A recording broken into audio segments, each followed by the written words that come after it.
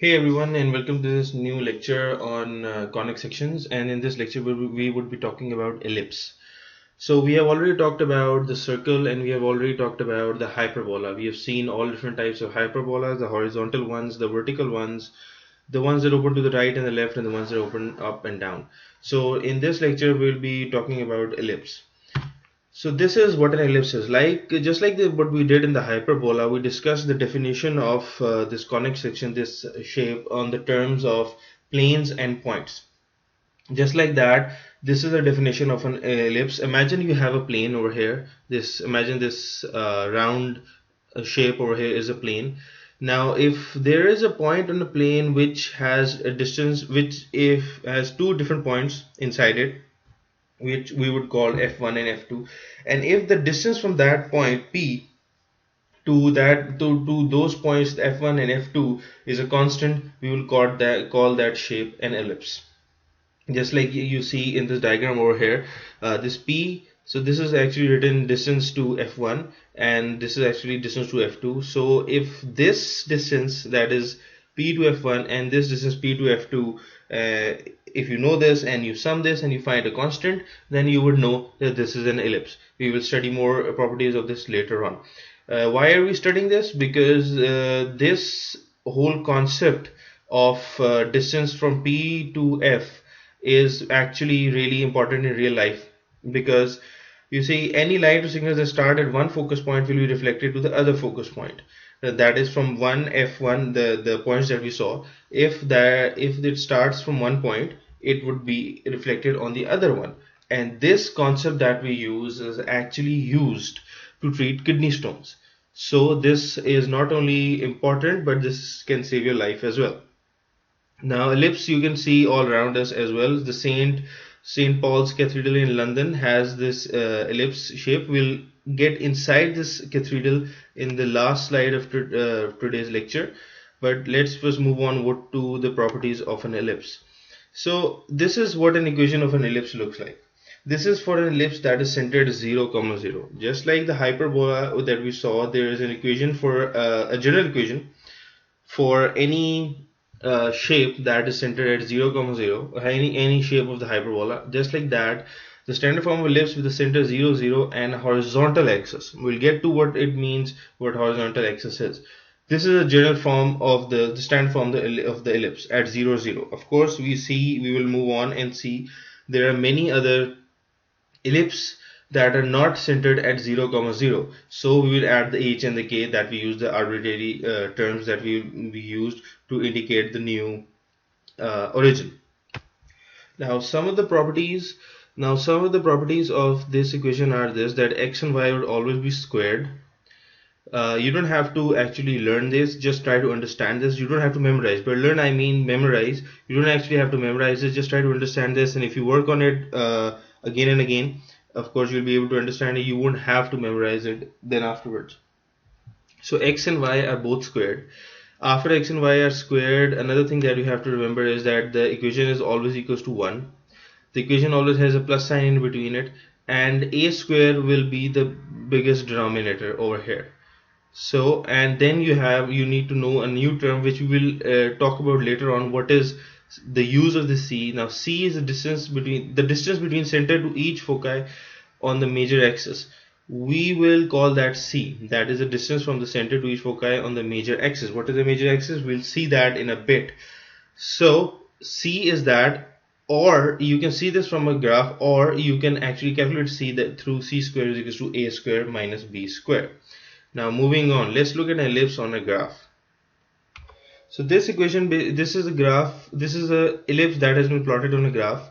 You see the typical form of this ellipse equation, that is x square over a square. A square over here is 16, and y square over 3 square, that is 9. So b square, that would be 9 over here. So you have vertices and you have co-vertices. What are vertices? We will call the a square vertex. What would that mean? That is anything on the x-axis.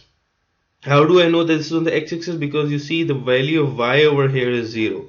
So anything over here would be a. Now since we know that it is 16, so we have plus minus value of a, that will be plus minus 4. So you can see over here that right over here, this point is positive a, that is 4, and this point is negative a, that is negative 4. And let's just like that, you have co-vertices. The other vertices that you would have in this equation you would have is 3. How do you know that? Because b square is equals to 9. Once you get the under root of 9, you would have plus minus 3. So you have 1 2 3 plus 3 over here, and 1 2 3 negative 3 over here.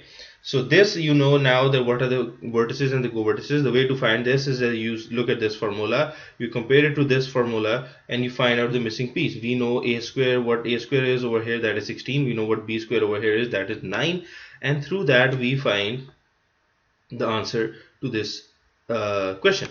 So we find what the vertices and the co-vertices are, and we know what the foci is, and that would be plus minus c comma 0.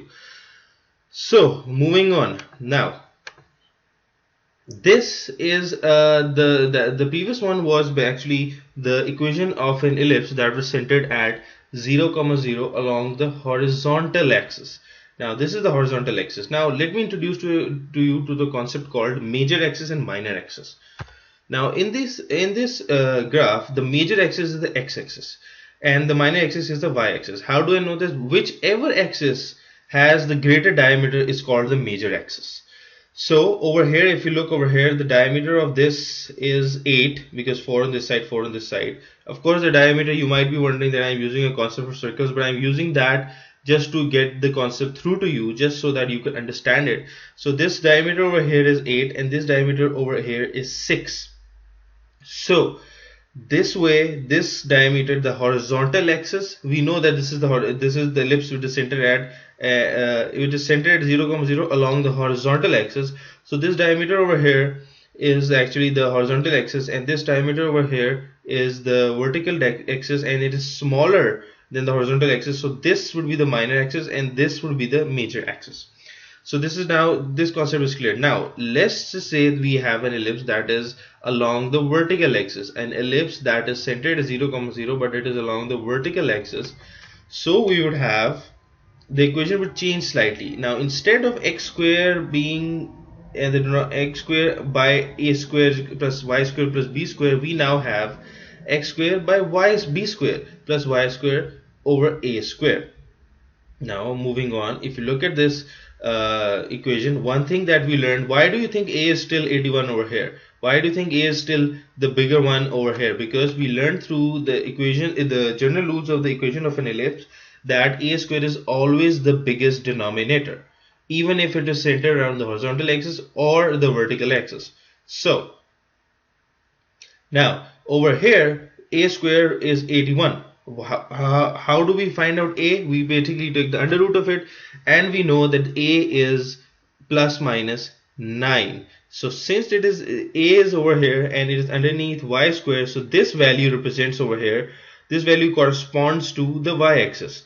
Whichever denominator you have, it corresponds to the numerator axis, that is the y square. So that is the y-axis over here. So we know that the vertex is going to be 0 comma plus minus 9. If we calculate over here, this is 3, this is 6, and this is 9 over here. So we have this over here, and we know that this is bigger than the horizontal axis. This diameter, this point from here to here is bigger than from here to here. So we know that this is along the vertical axis, and the vertical axis is the major axis of the ellipse, and the horizontal axis is the minor axis of the ellipse. And 9 over here corresponds to the numerator x square. So that way we know that it is a value on the x-axis. And how do we find that? B square is equal to 9 would be our equation, and b is equal to plus minus 3. Now we have already seen a standard equation, but where did this equation come from? So this is the standard form of the ellipse with the center at h comma k. Now just like what we did in the hyperbola, this is the real equation of the ellipse. H comma k in the equation, in the example that we just saw, was actually 0 comma 0. So because it was 0 comma 0, if you substitute the 0 comma 0 over here, it's going to become just like the equation that we saw before, x square over a square plus y square over b square is equal to 1. So if you have, just try to understand this equation over here, so that anytime you have any sort of ellipse, you would know which equation to use. All you have to do is plug in the values of h and k. You don't have to separately remember any of the equations. H and K are the equations. The equation that we see in front of us that uses H and K is the actual equation. So all we have to do is put in 0, 0, and we will get the equations that we have been that we just saw. So now moving on, the ellipse with the center H, K and horizontal axis has the following characteristics. Now we know that the center is shown over here to be -2, 2, and this is the vertex and this is the co-vertex. Sorry, these are the vertices. The x vertex is the -6 and 2, and the y value is corresponding to that. So if you look at over here, what do we see? We see an ellipse that is not centered at 0, 0. That is the only difference between this ellipse and the previous ellipse. You don't have to worry about anything different about this. You don't have to worry about anything new in this. The only thing new in this are the H and the K. So rather than just centering it at 0, 0, now we have it at -2, 2. One thing that you need to remember is, look at this over here. We are not treating this as separately. Over there it was centered at 0, 0 along the horizontal axis, so K, that the y value of the vertex was always 0, because the x value of the vertex was on the x-axis. Now the x value of the vertex is not on the x-axis, it is actually h plus a and h minus a comma k. That is, the values h and k are not going to be 0, 0, so they will have an effect on the vertex and the co-vertex and also on the foci. So the way to find the vertex in this case is the same, similar to that one. The first step is similar to that one, that is, you find out a square a is equals to the denominator of x square. That is the denominator of this equation over here, that is a square is equal to 16. Let's just say this is the equation. So a square is equal to 16. You find plus minus 4. Now what do you do to find the vertex of this equation? You add it to h. You add it to h. So a square is equal to plus minus 4. So we add it to h. -2 minus -4. We get -6 over here, as we see over here. So this is the vertex. This is the vertex over here. We know what the k would be because it is centered at -2, 2. We know h, k is 2. So this, we put 2 over here, we put 2 over here for the vertex. The second vertex is of course -2 plus 4. We already used the -4. -2 for the h over here, plus 4 for what we found a in a square is equal to 16. And we have the other vertex over here, that is 2, 2. So this is the equation of the ellipse that is centered h, k and along the horizontal axis. The next thing that we need to find out is how to solve an ellipse which is centered at h, k, and that is along the y axis. What would change?